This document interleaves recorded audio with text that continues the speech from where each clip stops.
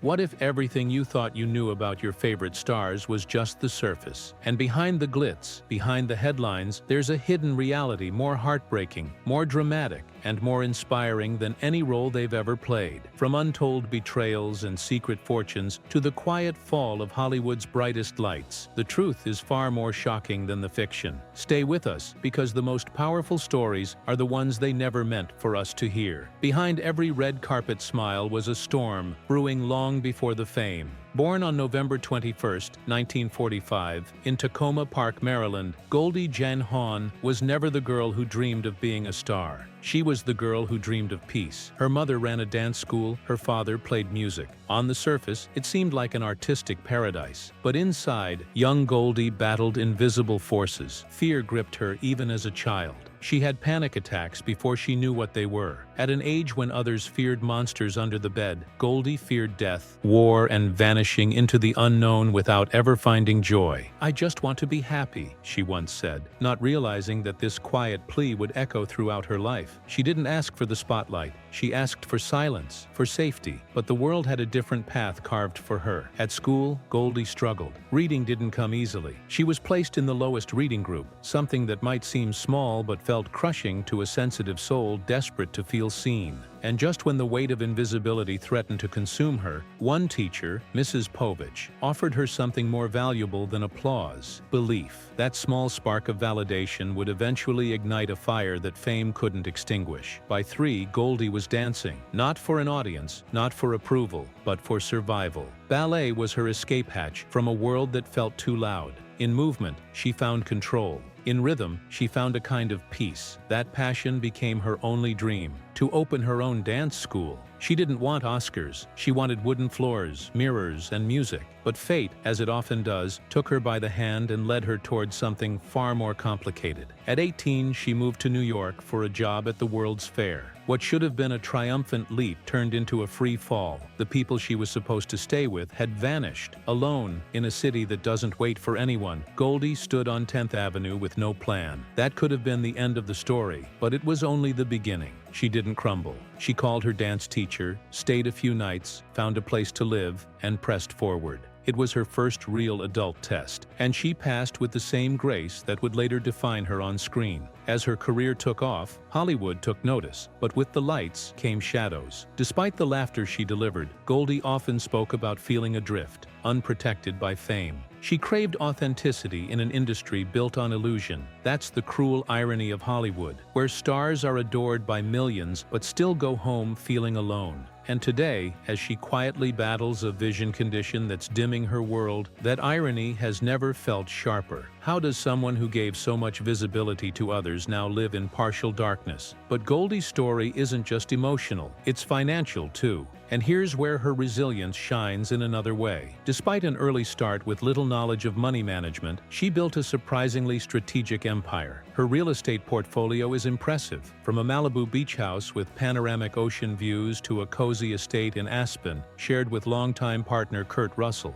She invested not just in fame, but in roots. The couple also shares a New York property and even a ranch in Colorado. Goldie has never flaunted excess, but she's lived with intentional luxury. She's been spotted in understated yet high-end vehicles like the Tesla Model S and the Range Rover Autobiography. Sleek, efficient, yet effortlessly elegant. Her taste in timepieces mirrors her personal style. Chic, quiet, but undeniably valuable. She's worn Cartier and Rolex watches, though rarely does she advertise it. For Goldie, luxury is a whisper, not a scream. At just 21, the pressure of stardom became too much to bear. Goldie turned to therapy, seeking a way to make sense of the chaos within her mind. For the next 8 years, she committed herself to deep self-exploration, using therapy and meditation to learn how to manage her anxiety. It wasn't a quick fix, and it wasn't easy, but it was a battle she fought in silence, one that she waged alone even as the world cheered for her radiant smile. In the quiet moments, she often reflected on the advice her mother had given her. When you're up for a job, you better be ready. It's not the producers that make you a star, it's the audience. Win their hearts, and you'll earn your place. That wisdom guided Goldie through her career. She never tried to manipulate fame. She let her audience decide if she was worth remembering.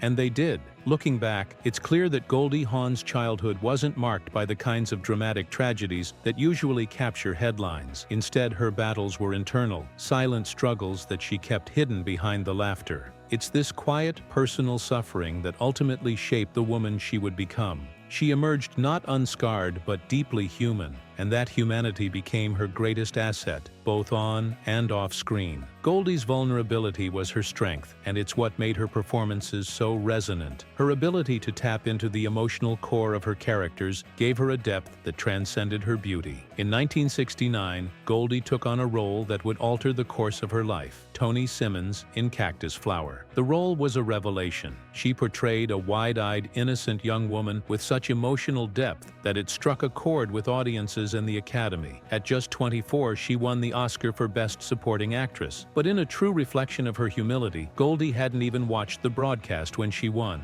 When she received the call telling her she'd won, she thought it was a prank. "I wasn't even thinking about it," she later recalled. "I was just working. I had moved on." That sense of detachment from fame would become a hallmark of her career. While others eagerly sought the limelight, Goldie often shied away from it, preferring instead to protect her inner peace. Throughout the 70s and 80s, as Goldie's star continued to rise, she wrestled with a profound need to preserve her authenticity. She wasn't interested in the superficial trappings of fame. She simply wanted to make meaningful work that resonated with people. She didn't want to be devoured by Hollywood's demands, but her talent was undeniable. In Private Benjamin, 1980, Goldie portrayed a spoiled widow who joins the army and undergoes a personal transformation. The role, which earned her a second Oscar nomination, mirrored Goldie's real-life metamorphosis, learning to navigate pain with humor and finding strength in vulnerability. Audiences didn't just laugh at her character, they saw themselves in her struggles. Goldie's career continued to flourish with iconic roles in films like Overboard, Death Becomes Her, and The First Wives Club. In the latter, her portrayal of Elise, a glamorous actress grappling with age, rejection, and heartbreak, felt deeply personal. Goldie had experienced those same struggles in her own life. She knew the pain of being valued only for her looks, and she poured that ache into her character, transforming what could have been a one-dimensional caricature into a poignant commentary on womanhood in Hollywood. But perhaps her most significant career move came when she decided to step behind the camera. Goldie wasn't interested in producing films for prestige or recognition. She wanted control. She wanted the freedom to create stories that reflected the complexities of real women. Women who were flawed, multifaceted, and beautifully imperfect. Her production company allowed her to bring her vision to life and carve out a space for authenticity in an industry often focused on surface-level glamour. It was a quiet rebellion, and it changed the landscape for women in Hollywood. As she continued to break barriers, Goldie Hawn also built an impressive financial empire. While her career skyrocketed, she made savvy investments that would secure her future. Today, her real estate portfolio spans the country, with luxurious properties in places like Malibu, Aspen, and New York City. Her homes are valued in the tens of millions, and each one reflects her refined taste and preference for understated elegance. She's not just a star, she's a real estate mogul with properties that appreciate in value year after year. Goldie's net worth, which has steadily grown throughout her career, is now estimated at around $90 million. This growth didn't happen by accident. She's been strategic with her earnings, investing in businesses and real estate that will continue to yield returns long after the red carpets are rolled up. Her financial portfolio also includes high-end luxury cars and watches. Goldie has been spotted behind the wheel of a Tesla Model S, and her collection of timepieces includes several from brands like Rolex and Cartier, symbols of her success and refined taste. Her financial success is a testament to her intelligence and foresight. She's built a legacy that extends beyond the silver screen. But despite all her material wealth, Goldie remains grounded. She's never been one to flaunt her fortune. Instead, she's focused on creating work that matters, empowering others, and enjoying the quieter, more peaceful moments of life, like time spent with family and friends. Her journey has been than anything but conventional, but that's exactly why it's so inspiring. Goldie Hawn didn't just build a career, she built a life. And in doing so, she's shown us all that it's possible to have both success and peace, if you're willing to fight for it. Once adored by millions and hailed as a breath of fresh air in Hollywood's golden years, Goldie Hawn now walks a very different path. One lined not with red carpets but with shadows of reflection. In a moment that caught the entire world off guard, she appeared on stage at the 2025 Oscars, standing beside Andrew Garfield, smiling brightly, until her words faltered. Her voice trembled. Then came the confession. "I'm completely blind. I mean, I am. Cataracts." A stunned silence followed. It wasn't just about eyesight. It was a raw unveiling of vulnerability. That single sentence hit like an emotional freight train. The woman who once lit up movie screens with boundless energy was now sharing the most human, painful truth. She could no longer see the world that once saw her so clearly. But the truth is, her vision had been dimming long before the diagnosis. Hollywood, so quick to celebrate youth, tends to quietly forget the legends who built its legacy. For Goldie, the roles grew scarce, the offers slowed, the cameras faded. Fame doesn't always fade with dignity. It often disappears with silence. And in that silence, Goldie found something heavier than any script she ever performed. The ache of being remembered but no longer called upon. This isn't just the story of a fading star. It's the haunting reality of what happens when the lights go out and the applause becomes a memory. Behind the glamour, Goldie was no stranger to private battles. Anxiety haunted her for decades. Not the kind people saw, but the kind that grips your body like a storm, unseen but unforgiving. Her hands would shake uncontrollably. Her breathing would falter. Her chest would lock up. At just 21, fame had already become too much. Therapy wasn't a trend for her. It was a lifeline. For 8 years, she unraveled herself in a psychologist's office, searching for something real amid the illusion of stardom. Her silence wasn't weakness, it was survival. And survival was something she had learned early. In 1969, Goldie married Gus Triconis, a dancer and director full of dreams and ambition. But even love couldn't withstand the pressure cooker of rising fame. Their marriage unraveled slowly, quietly. The divorce in 1976 wasn't splashed across tabloids, but it cut deep. Goldie rarely spoke of it, but it was clear. This heartbreak didn't end with paperwork. It lingered, shaping how she trusted, how she loved, how she guarded her spirit moving forward. She once said, "It wasn't just my heart that broke, it was my sense of safety." What's even more poignant is the emotional toll of motherhood woven into her regrets. She gave the world her laughter, her talent, her youth. But at what cost? "I missed moments," she once whispered during a rare interview. Games, birthdays, little things, the things you can't reshoot. And yet, she raised a close-knit family. Her children, now grown and thriving, remain fiercely loyal. But even love doesn't always ease the quiet loneliness that creeps in during sleepless nights or empty hallways. Not when time has stolen more than just eyesight. In her later years, Goldie found a different kind of purpose. Her work with the Mind Up Foundation became her mission. She transformed personal pain into public healing, championing mindfulness and emotional literacy for children. She wasn't just acting anymore, she was building something lasting. And yet even then, she confessed, "I never wanted to be a star, I just wanted to be happy." That line has echoed since, haunting, raw, and startlingly honest. But perhaps the most powerful reminder comes in the small details. The fragile ways aging carves itself into the everyday. Cataracts are treatable, yes, but they're only one part of the bigger picture. Fatigue now arrives without warning. Independence, once taken for granted, slips through her fingers like sand. Public appearances, rarer and rarer. That effervescent woman who once danced across screens with infectious joy now finds joy in quieter moments. Grandchildren's laughter, soft music, morning light through the curtains. But even those moments are fragile, sometimes swallowed by memories that don't always comfort. The glow may still grace her face when she steps into the public eye, but behind that glow is a quiet battle most can't see. Each step, each wave, each smile now takes monumental courage. This isn't just a Hollywood icon walking into a room. It's a woman who has weathered storms most of us never knew existed. Decades ago, she stood barefoot on 10th Avenue with dreams, no place to sleep, and nothing but determination in her eyes. That girl never truly left. She simply grew wiser, stronger, And yes, quieter. The applause that once erupted now fades into softer echoes. And still, Goldie Hawn remains. What do you do when your legacy feels like it's slipping through your fingers, even as your influence stretches far beyond the spotlight? You redefine your legacy. You shift the lens. At 80 years old, Goldie isn't counting awards or premieres anymore.